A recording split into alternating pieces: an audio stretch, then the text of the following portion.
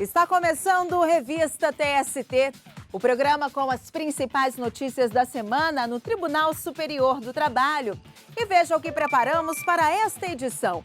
TST decide que aviso prévio proporcional é obrigação limitada ao empregador. CIPA não instalada não retira a garantia de estabilidade a trabalhador eleito para a direção. O hospital não pode pagar insalubridade proporcional à jornada reduzida de auxiliar de enfermagem. E ainda, quero post, a empresa é obrigada a discriminar o descanso semanal remunerado na folha de pagamento. Tudo isso e muito mais, o Revista TST está no ar.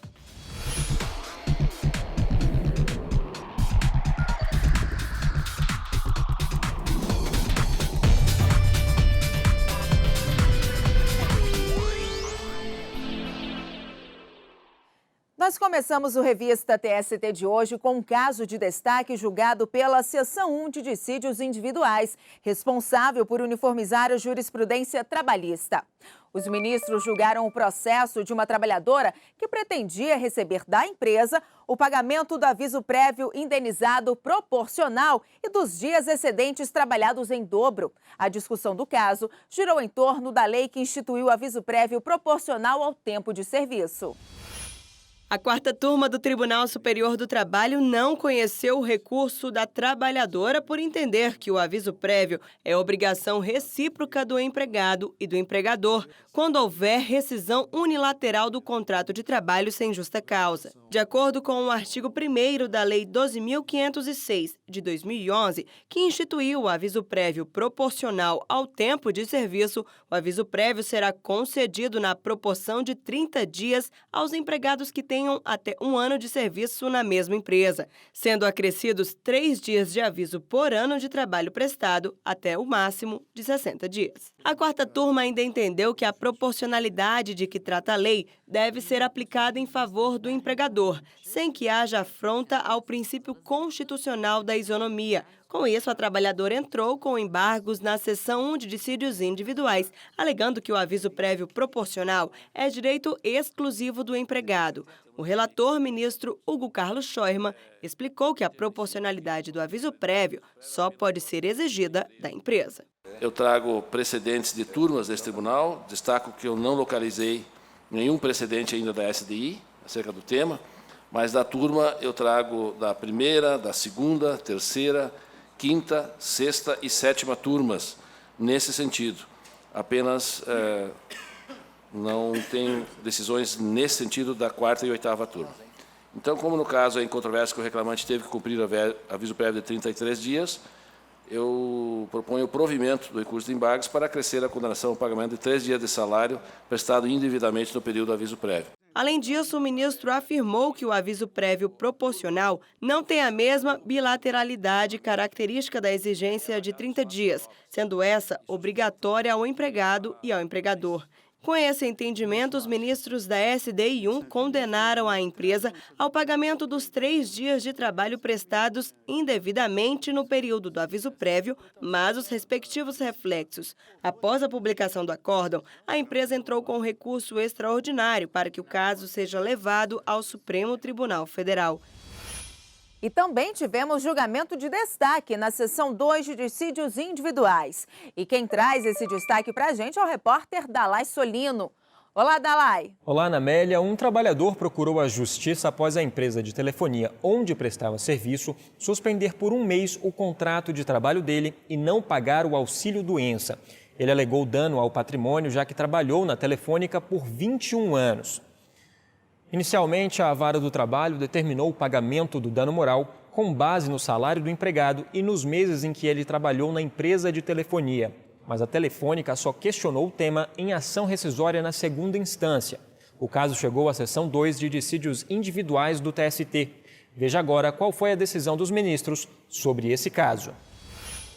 O Tribunal Regional do Trabalho do Rio de Janeiro julgou a ação rescisória contra a decisão de primeira instância que determinou o pagamento de indenização ao trabalhador, levando em conta a remuneração dele, multiplicada pelos meses em que trabalhou na empresa, ou seja, 252 meses, equivalentes a 21 anos de vínculo de emprego.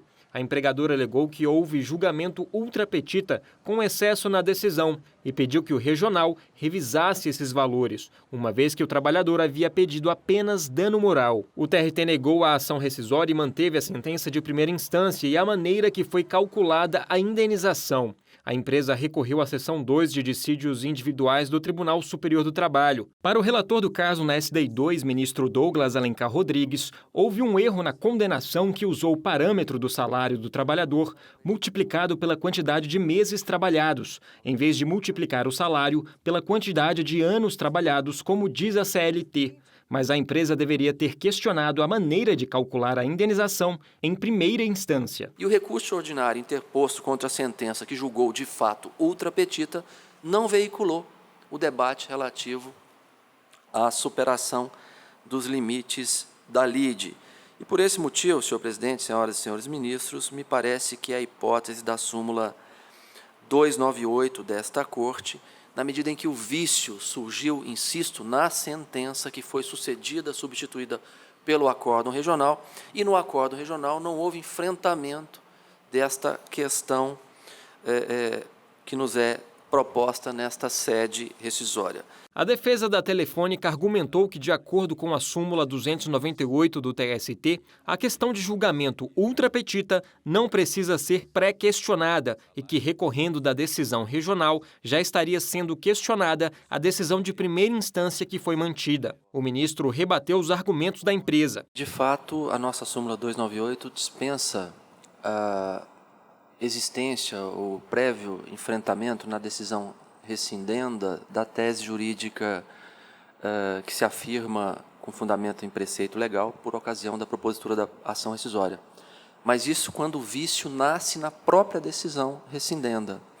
E no caso concreto, como eu tentei demonstrar, este vício não nasceu no acórdão atacado na presente ação rescisória, mas na sentença que, sem dúvida alguma, suplantou de maneira equivocada, manifestamente errada, os limites da litis contestácio. Os demais ministros, de forma unânime, acompanharam o relator, negando o recurso da empresa e mantendo a decisão regional.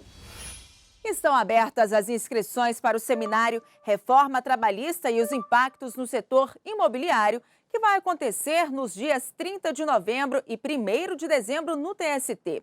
O evento é promovido pelo Instituto Justiça e Cidadania e vai contar com a participação de ministros do TST, advogados especialistas no ramo e representantes sindicais. Interessados em participar podem se inscrever no site do tribunal, www.tst.jus.br. E no próximo bloco, quero post. Saiba se a empresa é obrigada a discriminar o descanso semanal remunerado na folha de pagamento.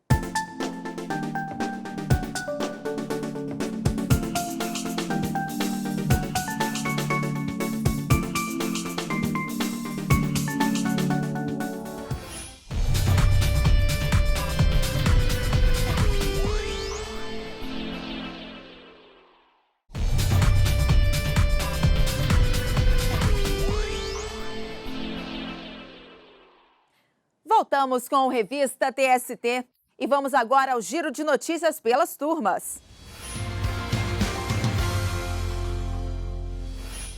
Eu começo com o destaque da 5ª turma. Os ministros negaram agravo de instrumento de empresa agrícola que tentava manter justa causa aplicada a um motorista de caminhão vítima de acidente após sofrer apagão ao volante. Os ministros entenderam que não houve qualquer intenção do trabalhador em causar o acidente. Segundo o motorista, durante a sindicância interna, ele foi orientado a não mencionar o mal súbito, mas dizer que teria dormido devido ao cansaço. O profissional então disse que concordou na boa-fé com os termos, mas foi demitido por justa causa em razão do acidente. O relator do caso na 5ª turma, ministro Brito Pereira, afirmou que só poderia decidir de forma contrária após nova análise de fatos e provas, o que é proibido pela súmula 126 do TST. Por unanimidade, a turma negou o agravo e ficou mantida a decisão que afastou a justa causa do motorista. E a 1ª turma reconheceu o direito à estabilidade de um motorista que foi demitido após ser eleito representante de CIPA. O detalhe é que a comissão ainda não havia sido instalada na empresa.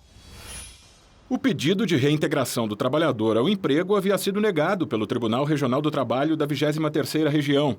O caso ocorreu em 2014, no município de Confresa, em Mato Grosso. Como a CIPA não foi instalada, a posse dos eleitos não chegou a ocorrer e o motorista foi dispensado logo depois da eleição. Em recurso ao TST, o empregado sustentou que os procedimentos de instalação da CIPA não foram interrompidos por culpa dele, trabalhador, mas sim por culpa da empresa. Os ministros entenderam que, mesmo que a CIPA não tenha sido instalada, isso não tira a garantia de emprego do trabalhador. Ele foi eleito. Então, cumprida a formalidade, ele foi eleito. Se a CIPA não for instalada, é problema da empresa, que frustrou o exercício regular do mandato de membro da CIPA. Com isso, ela violou a lei. Na decisão, o relator ministro Hugo Carlos Scheuermann lembrou que a Constituição garante ao cipeiro proteção contra dispensas arbitrárias e estabilidade desde o registro da candidatura até 1 ano após o final do mandato, independentemente da instalação da CIPA. Pode ser uma porta aberta para, conforme quem for eleito, não instala e pronto. Nós afirmamos o entendimento, e até a empresa usa esse argumento, que a garantia de emprego do cipeiro não é individual, é da categoria. Mas é em nome do interesse da categoria que se protege o indivíduo. Ora, e essa proteção se inicia no momento em que ele é eleito, porque quando ele é eleito ele fica vulnerável. Por unanimidade, a empresa foi condenada a pagar os salários e as vantagens referentes ao período de 2 anos a partir da eleição do empregado, sendo 1 ano relativo ao mandato, mais 1 ano após o término. E seguimos com um giro de notícias. A segunda turma entendeu que uma auxiliar de enfermagem com jornada reduzida tem direito ao pagamento de adicional de insalubridade de forma integral e não proporcional à jornada. O artigo 192 da CLT prevê que o trabalho em condições insalubres garante o pagamento de adicional de 40%, 20% e 10% do salário mínimo, conforme os limites estabelecidos pelo Ministério do Trabalho. Ao recorrer à Justiça Trabalhista em São Paulo, a auxiliar de enfermagem reivindicou o pagamento do adicional de insalubridade no valor integral. Mas, assim como a primeira instância, o Tribunal Regional do Trabalho da 2ª Região, na capital paulista, negou o pedido, por entender que resultaria em pagamento em duplicidade. A trabalhadora recorreu e o processo foi distribuído à segunda turma do Tribunal Superior do Trabalho. O relator, ministro José Roberto Freire Pimenta, entendeu não ser possível inferir do artigo 192 da CLT a previsão de pagamento proporcional à jornada de trabalho. De forma analógica, o ministro aplicou a súmula 364 do TST. O dispositivo garante o adicional de periculosidade ao empregado exposto a condições de risco de forma intermitente, afastando-o apenas quando o contato ocorre de forma eventual ou, se habitual, por tempo extremamente reduzido. A decisão foi unânime. E o destaque agora do nosso giro é da 8ª turma. Uma indústria de laticínios foi condenada por aplicar castigos humilhantes e vexatórios a um coordenador de vendas por descumprimento de metas. Em recurso ao TST, a indústria se defendeu, afirmando que cabia ao autor da ação comprovar os fatos por ele alegados e negou todas as acusações do empregado. Mas a relatora do recurso, ministra Maria Cristina Peduzzi, explicou que a controvérsia não foi solucionada com base nas regras de distribuição do ônus da prova. A decisão foi unânime.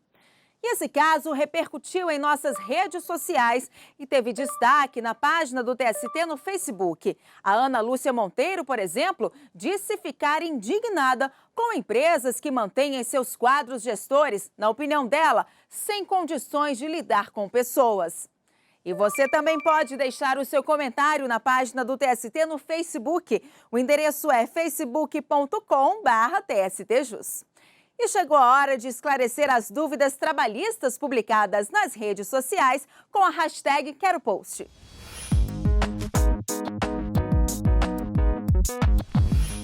E a dúvida de hoje, publicada no Facebook com a hashtag QueroPost, é do Tele Spagnoli. Ele quer saber se a empresa é obrigada a discriminar o descanso semanal remunerado na folha de pagamento. Vamos conferir. Depois de uma semana inteira de trabalho, o que muitos querem mesmo é que chegue logo o dia de folga. Com certeza, eu tenho filho pequeno, então o dia de folga serve para dar uma atenção maior para ele.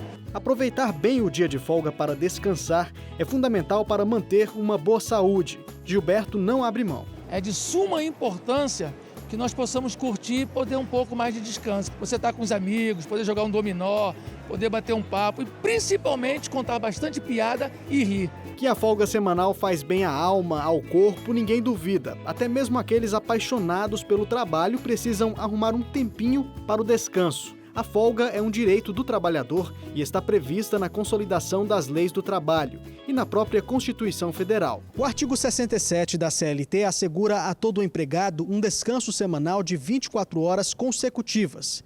E não havendo motivo que possa impedir essa folga, ela deve acontecer aos domingos, após cada 6 dias trabalhados.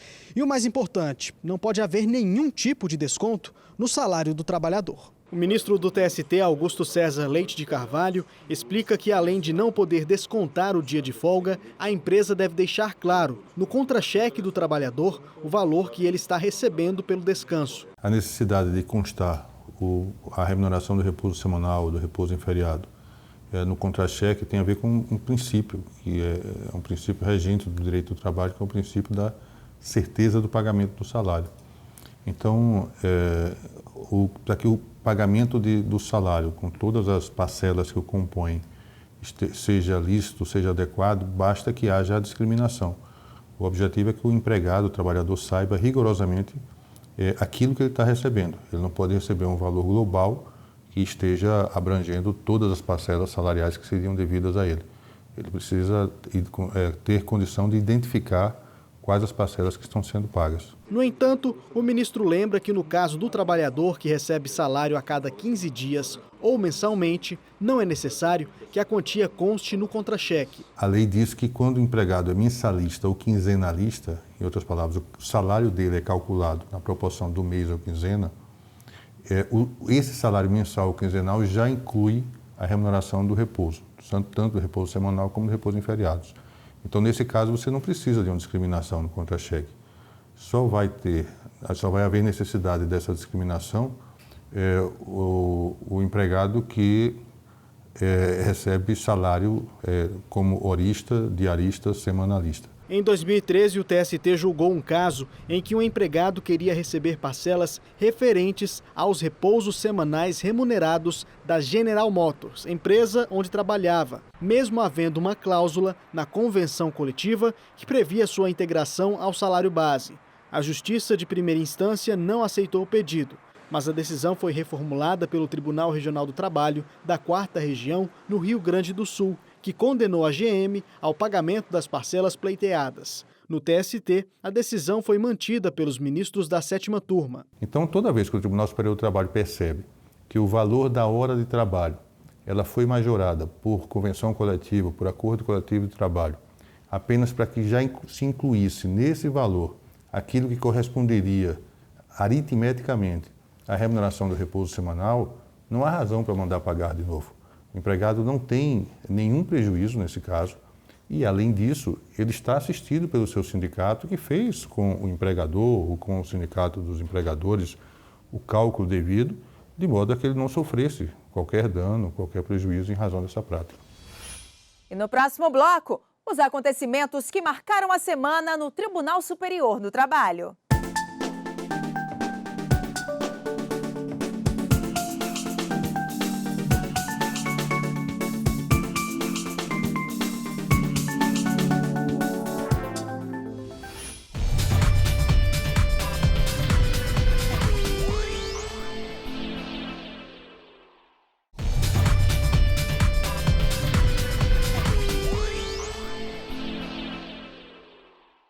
Voltamos com o Revista TST e veja agora outras notícias de destaque na Justiça do Trabalho.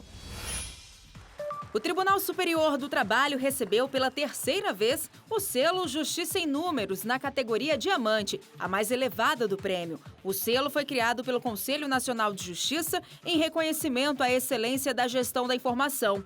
Todos os tribunais regionais do trabalho foram agraciados. O TRT de Goiás foi premiado na categoria Diamante. 17 TRTs receberam o selo Ouro. Outros 6 foram agraciados na categoria Prata. O Conselho Superior da Justiça do Trabalho promoveu o primeiro seminário de análise de dados bancários e fiscais. O foco do encontro foi compartilhar conhecimentos e experiências entre os órgãos que combatem a corrupção e a lavagem de dinheiro. O evento reuniu servidores do Ministério da Justiça, da Receita Federal, do Banco Central, do Tribunal de Contas da União e do Ministério Público do Trabalho. Também participaram servidores das varas do trabalho, dos tribunais regionais do trabalho e do TST. Até o fim do mês, o Tribunal Superior do Trabalho fica com a iluminação externa na cor azul. É um alerta para a importância do combate ao câncer de próstata. De acordo com o Instituto Nacional do Câncer, esse tipo de tumor é a causa da morte de 28,6% da população masculina que desenvolve câncer. Como a doença só dá sinais em estágio avançado, é fundamental consultar um urologista para permitir um diagnóstico precoce. A efetividade dos direitos fundamentais nas relações de trabalho é o tema do mês na biblioteca do TST. Até o fim de novembro, uma bibliografia sobre o assunto fica disponível no site. O público externo também tem acesso ao conteúdo. Os assuntos publicados mais recentemente aparecem primeiro na lista organizada por ordem cronológica. Acesse www.tst.jus.br/biblioteca. O ministro Maurício Godinho Delgado lançou no TST o livro A Reforma Trabalhista no Brasil, com comentários à Lei número 13.467 de 2017. A obra contou ainda com a colaboração da professora doutora Gabriela Neves Delgado. O lançamento do livro A Reforma Trabalhista no Brasil, do ministro Maurício Godinho Delgado, ocorreu no 6º andar do Bloco B do Tribunal Superior do Trabalho. Publicado pela editora LTR, o livro aborda, ao longo de 6 capítulos, os impactos da Lei 13.467, de 2017, no âmbito dos direitos individuais, coletivos e processual do trabalho. Nós procuramos, nesse livro, na primeira parte do livro, trazer as grandes características da matriz constitucional de 1988, que é ela que nos inspira e nos orienta para nós estudarmos qualquer diploma legal no país. Depois estudamos também os diplomas internacionais de direitos humanos, particularmente direitos humanos sociais, econômicos e culturais. Entre estes se encontram os chamados direitos humanos trabalhistas. E, em terceiro lugar, fizemos um rápido cotejo, digamos, inicial, introdutório, entre esses parâmetros constitucionais e internacionais e alguns parâmetros mais destacados da reforma trabalhista. Escrito em parceria com a advogada Gabriela Neves Delgado, o livro traz comentários e analisa de maneira teórica e prática os aspectos da reforma em vigor desde o dia 11 de novembro. O livro vai descortinar a Lei 13.467 de 2017, trabalhando comentários de artigo por artigo, inciso por inciso, alínea por alínea, de todo o conteúdo da Lei da Reforma Trabalhista. Na mesma cerimônia, ocorreu o lançamento da obra Trabalho Decente, publicação com textos de integrantes do Colégio de Presidentes e Corregedores dos Tribunais Regionais do Trabalho, o Coleprecor, organizados pelo desembargador James Magno Araújo Farias, presidente do TRT do Maranhão. São 17 ensaios sobre o tema geral Trabalho Decente, abordando trabalho escravo, trabalho infantil, precarização, trabalho doméstico infantil, flexibilização e principalmente a proteção que o judiciário deve dar ao trabalho enquanto um valor de dignidade. Isso porque tanto a OIT quanto a ONU têm diretrizes no sentido de que o trabalho decente ele está na base da própria construção solidária da sociedade. E chegou a hora de conferir os destaques do programa de rádio do TST Trabalho e Justiça. E quem conta pra gente é o apresentador Rafael Silva. Olá, Rafael! Olá, Ana Amélia. O programa da próxima semana vai trazer uma reportagem especial sobre os riscos oferecidos à sociedade pelo exercício ilegal da profissão e como a legislação trata o assunto.